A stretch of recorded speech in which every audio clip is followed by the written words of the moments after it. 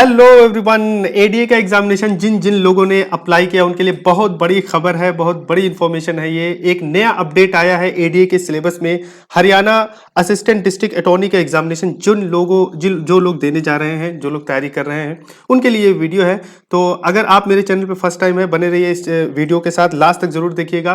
भाई अपडेट ये है कि एडीए एग्जामिनेशन का जो सिलेबस था, पहले जो एग्जामिनेशन पैटर्न था वो बिल्कुल चेंज हो गया है। तो वेलकम करता हूँ, मैं इरफान एज ए जुडिशियल अड्डा पे मैं एज एकेडमिशियन जुड़ा हुआ हूँ। इस चैनल पे अगर आप फर्स्ट टाइम है, सब्सक्राइब करिए, लाइक करिए, शेयर करिए सारे अपडेट को जानने के लिए, जुडिशियल से रिलेटेड, लॉ से रिलेटेड। भाई अपडेट ये है कि एक तो ये पैटर्न में चेंज किया इन्होंने, और क्या क्या चेंज किया है इस वीडियो में हम लोग डिस्कस करेंगे। साथ ही साथ पहले क्या था, जो लोग बिल्कुल नए हैं एडीए के एग्जामिनेशन के बारे में, कुछ नहीं जानते, प्लानिंग कर रहे हैं, उनको भी मैं ये बताना चाहूंगा कि पहले क्या था और अब क्या हो गया है। तो इस वीडियो में दोनों बातें आपको सीखने को मिलेंगी। तो बड़ी खबर यह है कि एडीए का एग्जामिनेशन जो होता था, हरियाणा एडीए का, उसमें पहले प्री एग्जामिनेशन प्रारंभिक परीक्षा ही होती थी। 2 घंटे का पेपर होता था, एमसीक्यूज क्वेश्चंस आते थे, फटाफट करके आप चले आते थे बिंदास। अब भाई क्या हो गया है, 3 स्टेज हो गए नॉर्मली, जैसे और स्टेट्स में होते हैं। दैट इज प्री एग्जामिनेशन होंगे, फिर मेंस एग्जामिनेशन होगा, लिखने वाला लिखित एग्जामिनेशन होगा, फिर उसके बाद इंटरव्यू होगा। कुछ इस तरीके से अब अपडेट हो गया है।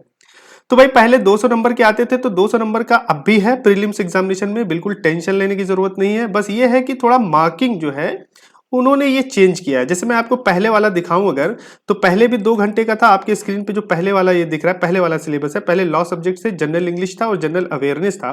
100 क्वेश्चंस आते थे और हर क्वेश्चन पे 1 मार्क्स थे और 2 घंटे के पेपर होते थे। और खास बात यह, पहले निगेटिव मार्किंग नहीं थी, अब निगेटिव मार्किंग हो रहा है। तो टेंशन ये भी एक लेने वाली चीज है। सिलेबस की जहां तक बात करें, पहले सिविल लॉ में जो लॉ वाला पेपर है, वहां पे CPC, evidence act, contract partnership, sales of goods act, और Hindu law, Muslim law and customary law था। उसके बाद क्रिमिनल लॉ की वहीं पे बात कर ले तो आईपीसी, सीआरपीसी और एविडेंस एक्ट था। पहले हम बात करें तो इंग्लिश भी था। इंग्लिश में जो आपके स्क्रीन पे दिख रहा है, ये सब सारे टॉपिक्स थे इंग्लिश में। और उसके बाद जनरल अवेयरनेस का ये देते थे। जनरल अवेयरनेस का कोई क्राइटेरिया नहीं था कि 100 में कितने क्वेश्चंस पूछेंगे, कभी 20, कभी 10, कभी 30 पूछ लेते थे, कोई क्राइटेरिया नहीं था। लेकिन अब थोड़ा सा बाइफर्केशन कर दिया है जीके वाले पोर्शन में। जो अब नया सिलेबस आया, क्या बाइफर्केशन है वो मैं आपको बताऊंगा। पहले आप पहले वाला देख लीजिए। जनरल अवेयरनेस में पहले ये सब टॉपिक्स थे जो आते थे, करंट अफेयर से रिलेटेड, हिस्ट्री, ज्योग्राफी से रिलेटेड, हरियाणा के लोकल जो जीके जीएस है वो पूछ लेते थे। तो भाई पहले वाला आप चैप्टर हम लोग करते हैं बंद। अब आते हैं नए सिलेबस पे, क्या चेंजिंग हुआ है। सबसे पहली बात, लॉ के पोर्शन पे अगर हम बात करें, जो 100 क्वेश्चंस होंगे एमसीक्यूज के, 80% वेटेज है लॉ वाला, यानी कि लॉ के क्वेश्चन से 80% आएंगे, 80 क्वेश्चन आएंगे। जिसमें आपका सिविल लॉ में सीपीसी है, एविडेंस एक्ट है, कॉन्ट्रैक्ट है, पार्टनरशिप है, सेल्स ऑफ गुड्स एक्ट है, हिंदू लॉ, मुस्लिम लॉ है, कस्टमरी लॉ है, यानी कि मोर और लेस वही है जो पहले था।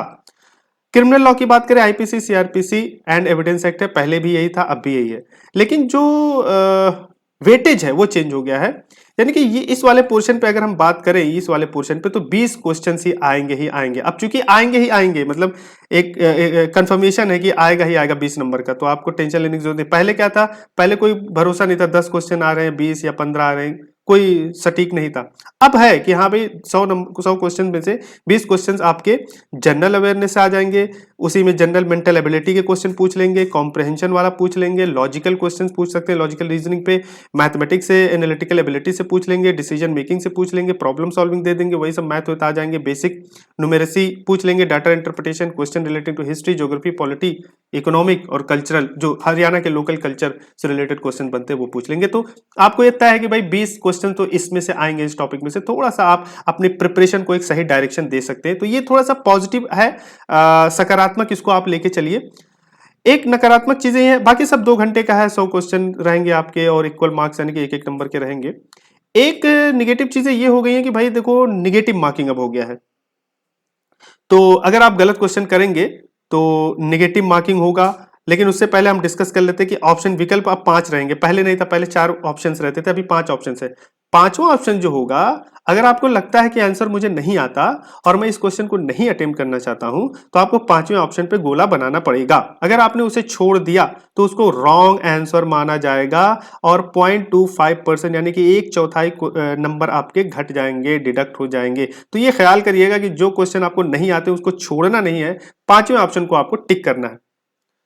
तो ये क्योंकि ये बात इन्होंने पूरा क्लियरली लिख डाला है कि भाई अगर कैंडिडेट ने अटेम्प्ट ही नहीं किया क्वेश्चन को, ना तो उसने फिफ्थ ऑप्शन को डार्क किया है, तो 1/4 question will be deducted from for each such question.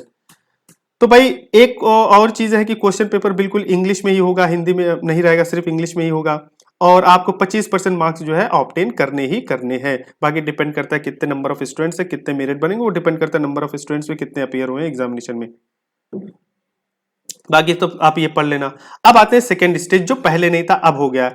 Preliminary में आप एग्जामिनेशन क्वालिफाई करते हैं, मेरिट लिस्ट में आ जाते हैं, तो आपको सेकंड स्टेज एग्जामिनेशन देना पड़ेगा, जो सब्जेक्टिव एग्जामिनेशन होगा, जो आपके सब्जेक्ट नॉलेज को टेस्ट करने के लिए होगा। और ये 3 घंटे का होगा। सिलेबस वही है जो पहले वाला था प्रीलिम्स में, सिलेबस सेम डिट्टो है। बस इसमें वो 20 नंबर का जो जीके जीएस था, न्यूमेरिकल एबिलिटी, कॉम्प्रिहेंशन, ये सब हट गया है। आपको सिर्फ मेंस एग्जामिनेशन लॉ के ऊपर ही देना पड़ेगा, लॉ के सब्जेक्ट्स। और टोटल जो नंबर होंगे 150 नंबर के होंगे। 3 घंटे का पेपर होगा।